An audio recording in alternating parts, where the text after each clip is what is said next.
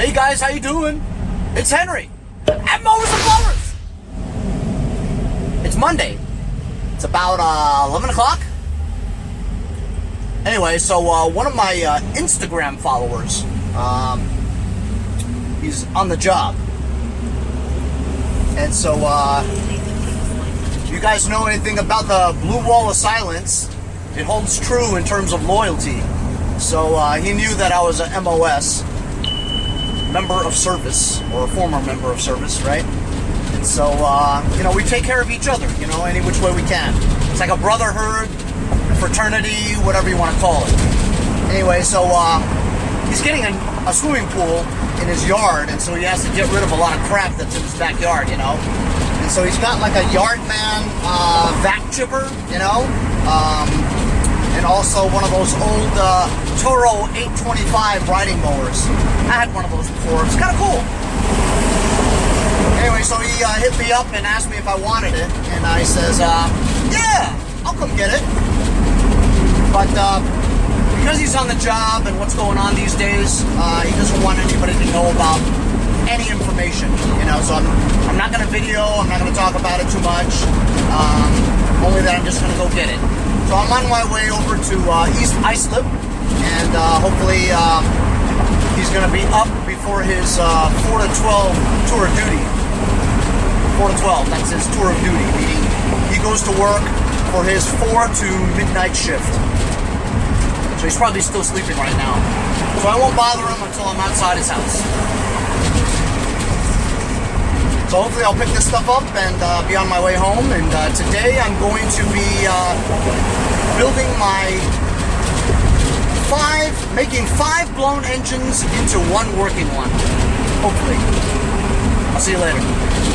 Hey, so I'm back home. This is a Yardman vac chipper. Looks kind of like a billy goat, sort of. I'm sure they just copied billy goat, you know. Looks to be in decent shape, as well as the Toro 825 riding mower.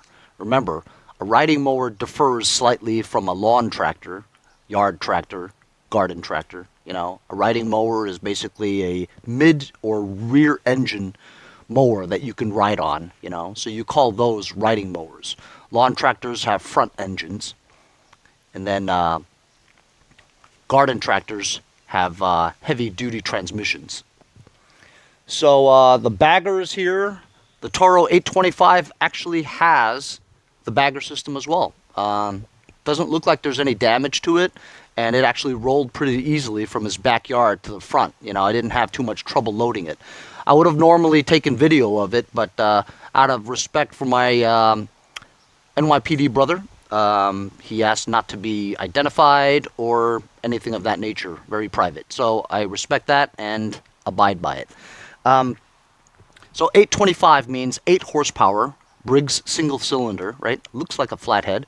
And 25 means the width of the mower deck, which is only 25 inches. So it's essentially a push mower with wheels on it that you can sit on and ride, you know. But it's made really well. When I first started doing YouTube videos, the first 20 or so lawn tractors or riding mowers, whatever, that I got was one of these. And honestly, mine came out so well that I really liked it, you know. It was, they're made really solid, and you could tell by just riding it, you know, no rattling, no sway, whatever, just a solid piece of steel, you know, when they made them back in whenever, you know, made by Toro. So, and that looks like it's in good shape too. I don't think I'm going to have too much of a rough time getting it going again. The wheels rolled very well. Even though the tires were flat, they still rolled very well. One of the tires on this Yardman came off the bead. So before I get started on anything, I want to get the tires pumped up and back on the bead, so at least I can roll it around, move stuff around in my garage, you know. Anyway, so I'm going to unload this stuff and I'll show it to you in detail.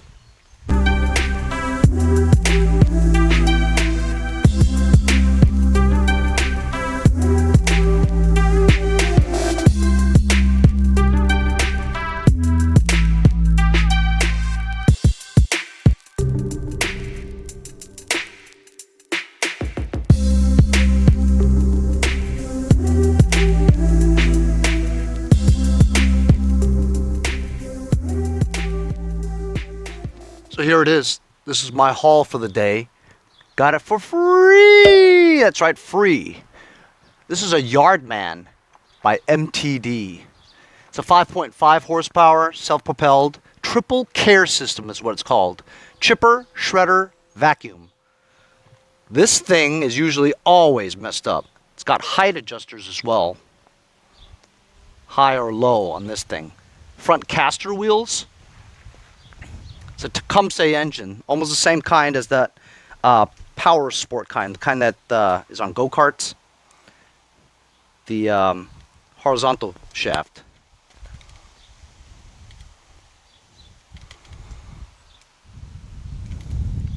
It's got that crazy carburetor with the red primer bulb, which I hate.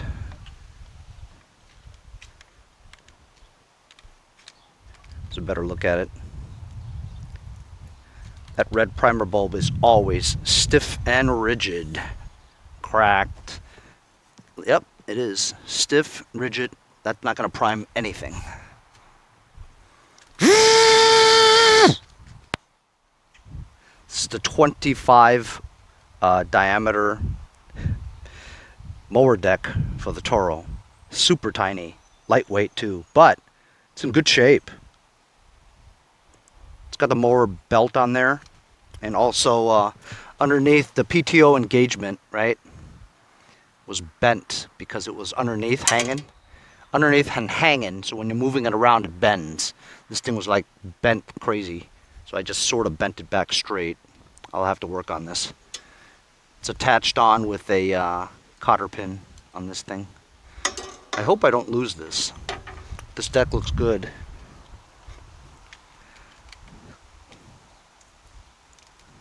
It's an 8 horsepower Briggs single cylinder flathead. It's got a Walbro carburetor on it.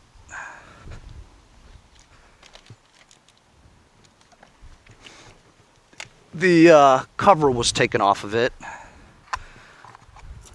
as well as an R-clip. So this cover was off the whole time. So guess what? I mean, he had it covered pretty well with a tarp, so maybe it'll be okay, but I'm worried about water in the gas tank, you know. Water in the gas tank and water in the carburetor. Got the small little muffler attached to the engine.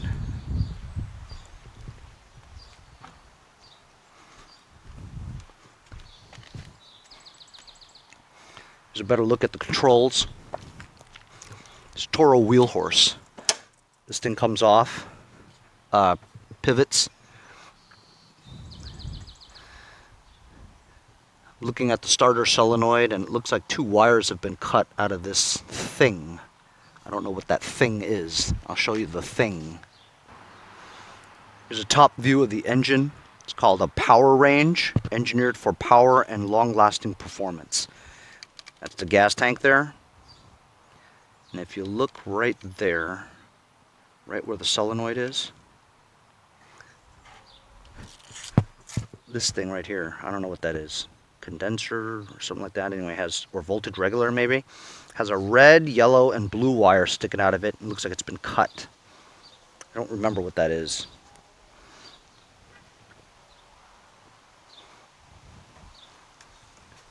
Hey, let's do something that I don't do. Check the oil. Ooh. Very little oil. Well, not that little. Seems clean too, but needs some Earl. Remind me to put some Earl in it. Push this in. Here are the controls. This is the transmission shift, for neutral, reversed. 1 through 5 gears. It's the throttle cable.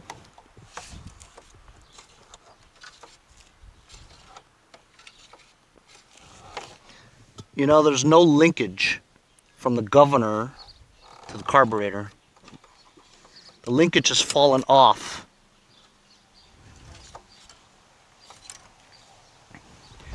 It's got a key, decent key, and it looks like it turns. Looks like just on and off and start. That's it. Feels a little hinky. This is the height adjuster. Moves freely. It's the disengage PTO lever. Deck engagement, disengage. You can see it has a safety switch on it. This is the brake set, parking brake set lever. The brake. Or is this the gas and that's the brake?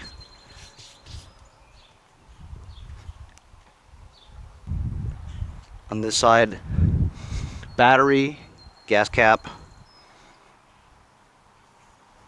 I forget. Yeah, there's the brake. As you can see, when you press the brake, the engagement thing moves too. This is the steering column cover. It's come off.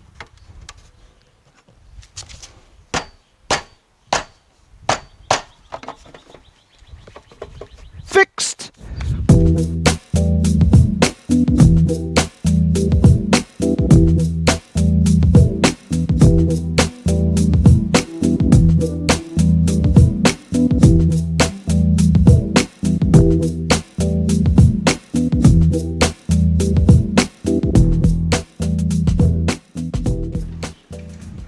As you can see, I very easily placed that wheel back on its bead again.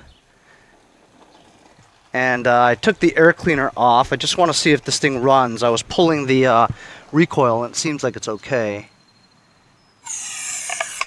Just shooting a little bit of contact cleaner from my friends over at Lucas Oil Products. Give it a pull. It's on throttle fast, so there's got to be a kill somewhere. I doubt it. It's on the handle, but I'm going to give it a pull.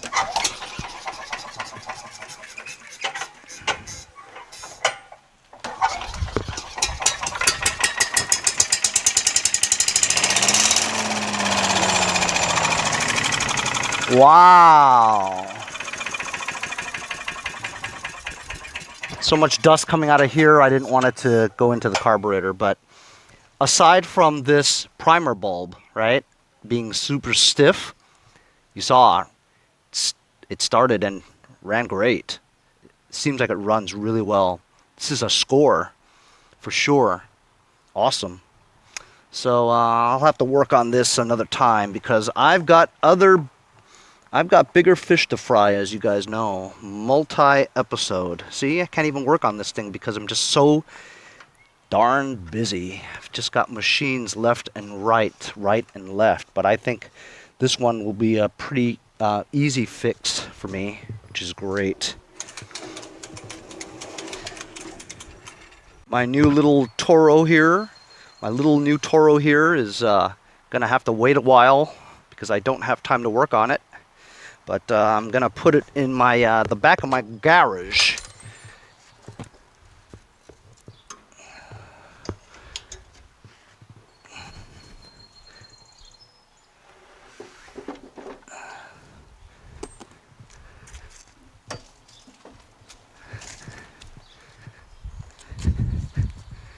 A cute little machine, seriously. It's solid too. It's so tiny and small. This would be perfect for somebody who lives in like Queens. You know, this would be perfect for my mom's house. Let's see if we get started. I took my Franken tractor out to make room for the Toro. I'm going to put that in the back. I forgot to tell you, this also came with the bagger for that yard machines. Yard man, yard machines, it's all the same. It's all made by MTD. You guys know how I feel about MTD. This bagger costs a lot of money because it's very heavy duty. It's so heavy duty I can't even do the zipper. These don't break very often, but with the chipper shredders though, when they don't have it, it's useless. If you don't have this bagger, how good is your chipper shredder? You know what I mean? Useless. You know what? Let's see if this goes on here.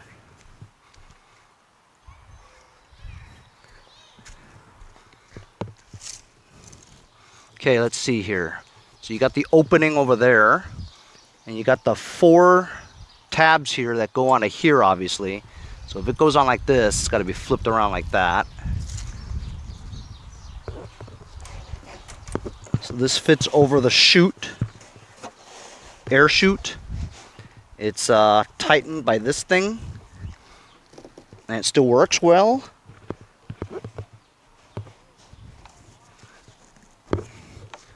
Then these clips just clip on there, clip on here.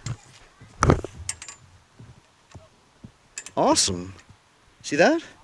It's perfect. There's nothing wrong with it. Scores!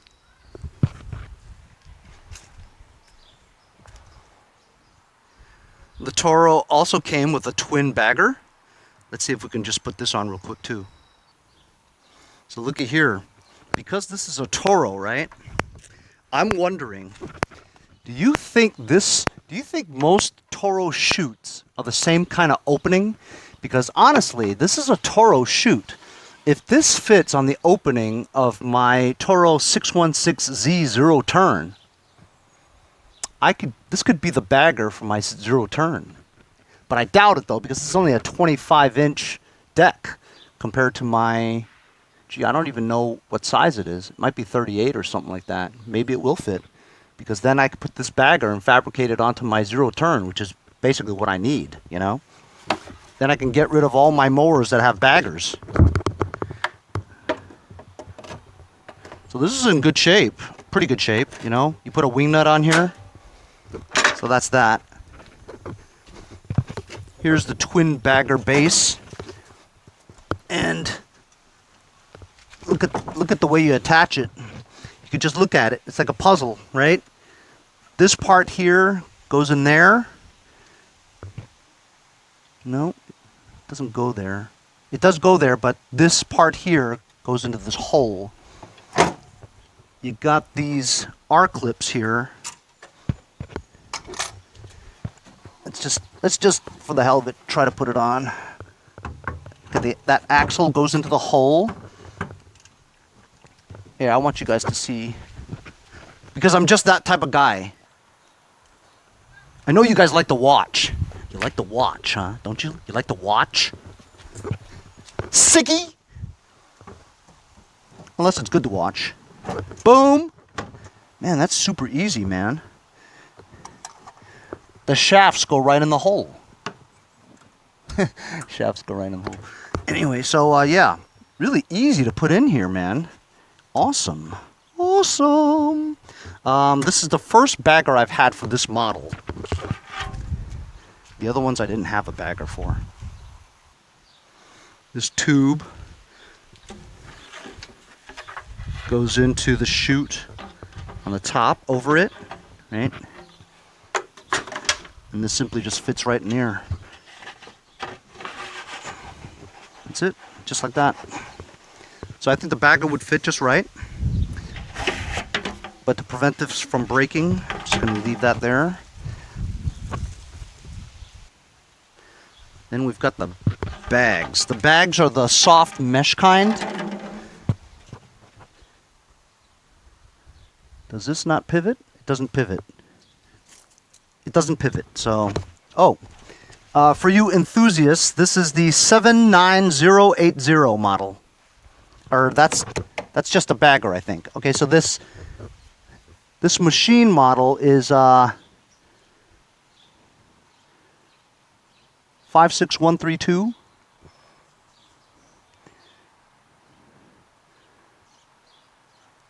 I can't tell what date it was made. Anyway, so here's the bagger, very small. And you know what? It's been sewn, so it's not good.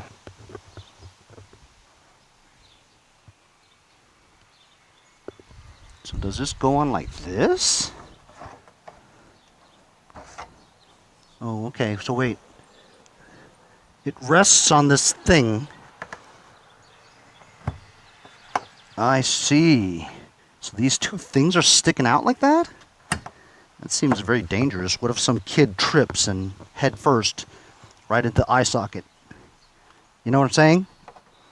So that doesn't really fit all that well. It's probably because it's just old, you know? This thing has to be pulled out more.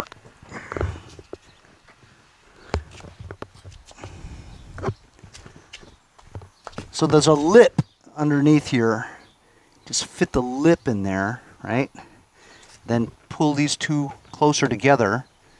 Goes into this bracket, and then you spread it out, and that's it. That seems kind of a pain. A little bit of a pain. Not too bad, but there it is. It looks a little funky, but I think it'll work. And it's such a small bagger too, even though it says 3 bushel capacity.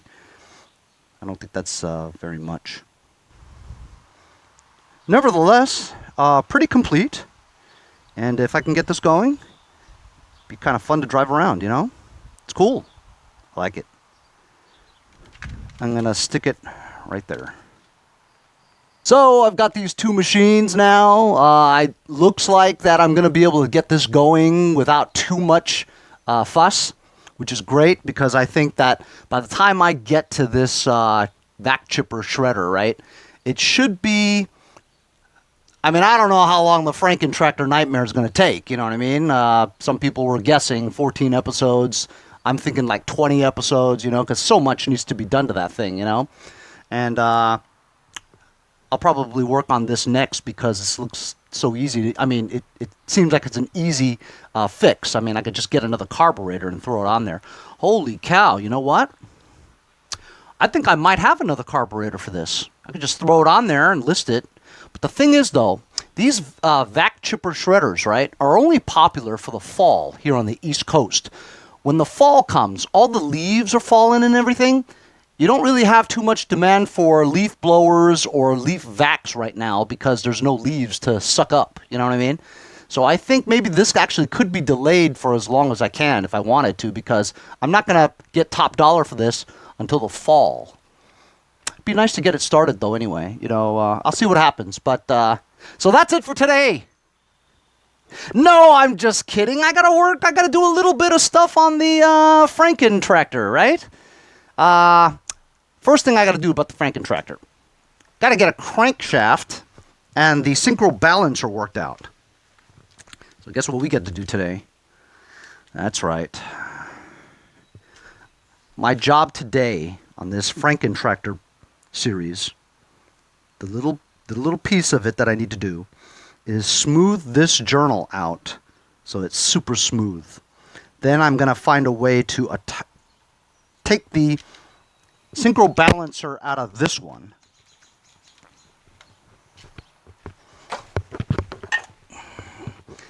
Take off the synchro balancer out of this, and this is kind of rusty because if you look at this journal is Dunsky. It's just there's so much aluminum crap on there that, you know, you couldn't smooth that out, and if you did enough of it, it would probably be out of spec. You know, if you're filing this down too much or sanding it down too much, the connecting rod will vibrate on here. You know, there'll be too much play. So I'm not going to use this crankshaft. I'm going to use that one over there, which has the least damage out of the 4. And these links, these are links to the synchro balancer. They look like they're straight, unlike the other ones they look like they're bent slightly, you know, and you can't have it bent because these things move very fast. I think I'll be able to remove it from here and here. You take this off, and this thing should pop off after you take the key out. There's a key over here. Right there. There's a key. Take that key out. This thing will pop out along with it. And then clean up this rust a little bit. And then fasten this onto the crankshaft that I'm going to fix the journal on. And then that will be step, whatever step it is, but it's the step in the right direction, right? We need a crankshaft and a synchro balancer for the engine.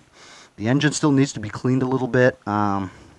Because there are metal shavings in the cylinder wall, so I need to like wipe that down and clean out the sump, the engine block itself, find the push rods, and the camshaft. I have to put the piston on. I'm going to put the 20 piston. I have a 20 piston that's soaking in gas for the past couple of days. I'm going to put that connecting rod onto the 20 piston. I'm going to push it in from the inside. I have to figure out the orientation, what's on the top, and then turn it a little bit to see if it all turns without it hitting anything. That's how you know. I think the part where it says AVS on the connecting rod is the direction you do it, and the numbers are facing down. Guys, you guys are experts. I know I have experts out here. So this connecting rod says 28 to 31. Okay, there you go. On the other side, it's the AVS, right? I remember every time I take it out, the only way I could see it is from the top or the bottom of the sump, right? So when I take off the sump cover, I see the words AVS.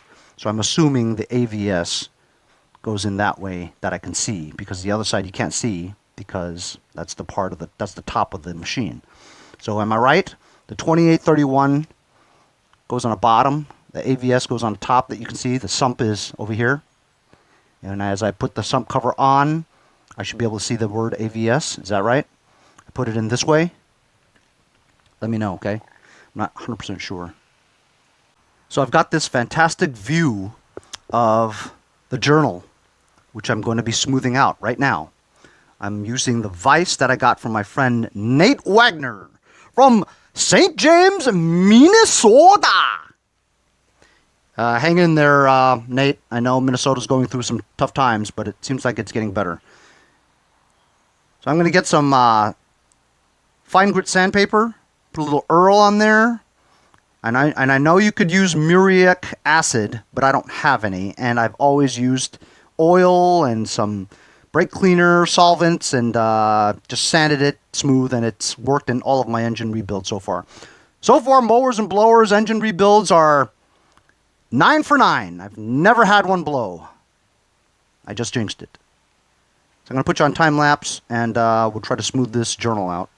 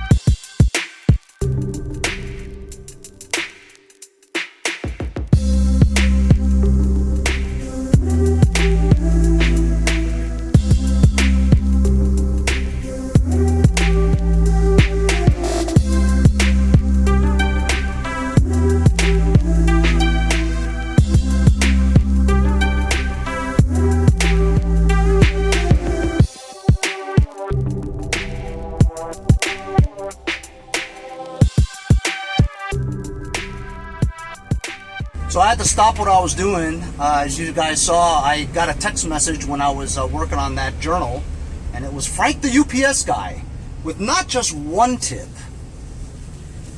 2 tips. So there's 2 addresses.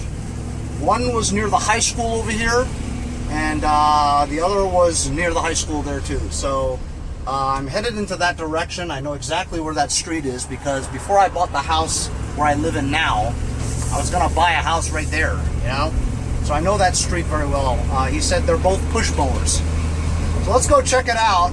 Man, oh man, you see what I'm talking about, man? Every day I've got projects to do, but every day I've got new things. It never ends. Gee, I think that if I move to North Carolina, it's not gonna be like this. MTD, old kind. I saw the other one. The owner pulled it back into his driveway. I don't think it was for sale at all or for free at all. He just probably just stopped to put gas in or something, but it's no longer on the curb. I saw it though. But Frank the UPS guy strikes again. So I'm back, gonna continue working on that journal, and this is what Larry's doing right now.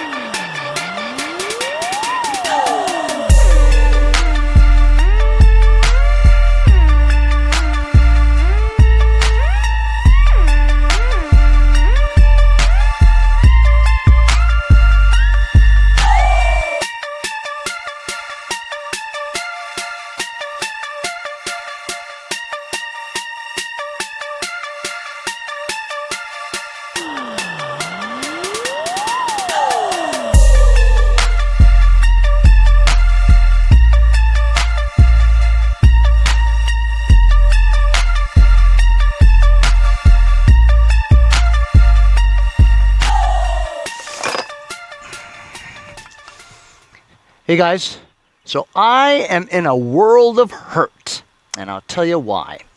I successfully smoothed out the journal of the crankshaft, right? Very smooth, very nice. It's very smooth. It's very nice.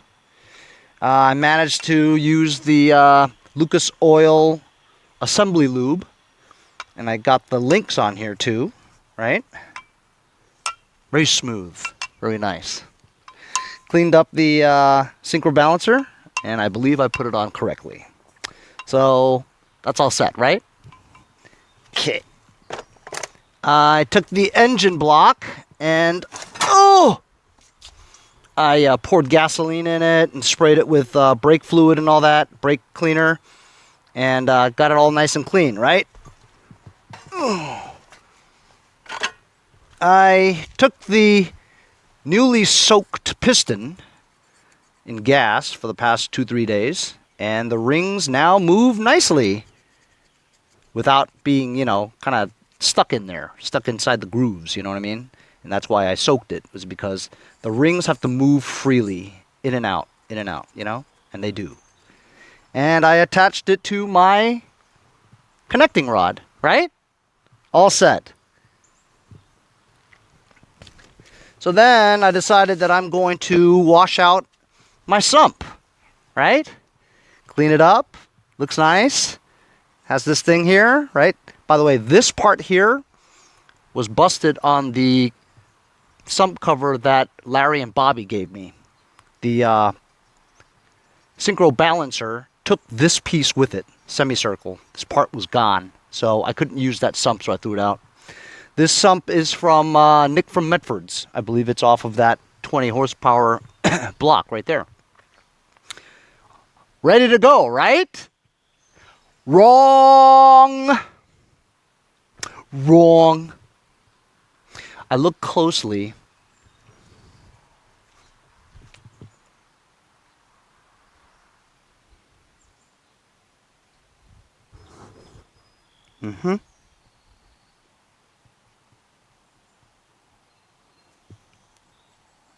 Right there.